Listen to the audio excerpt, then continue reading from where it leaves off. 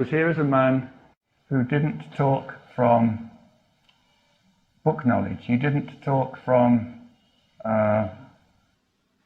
information he'd got from anything else except what Bhagavan had told him and what he discovered himself through his own spiritual practice. So to come and see him was to get, in a way, is to get very raw, uncompromising teachings directly from the source. What I liked about him, he was very shy and withdrawn. I just want to demonstrate how Annamalai Swami was when you came to see him. He would sit on his sofa, and there was something physically closed about him. He'd be a little bit hunched up, and then he wouldn't be looking at you.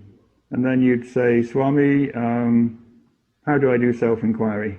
And he'd start blah, blah, blah, blah, blah, blah. He'd start muttering. And if he liked what you were saying, if he thought you were asking interesting questions, useful questions, and that you were listening to his answers, like his head would slowly come up. And it was like a flower opening. The more he realized that you appreciated what he had to say, the louder his voice would get, the more animated he would get.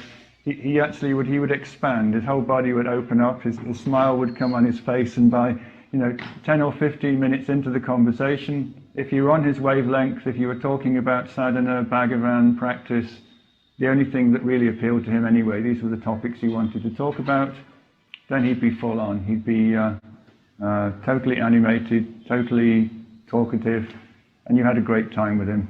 But somehow if you weren't talking about things that interested him, he'd kind of stay in this little kind of hunched up mode.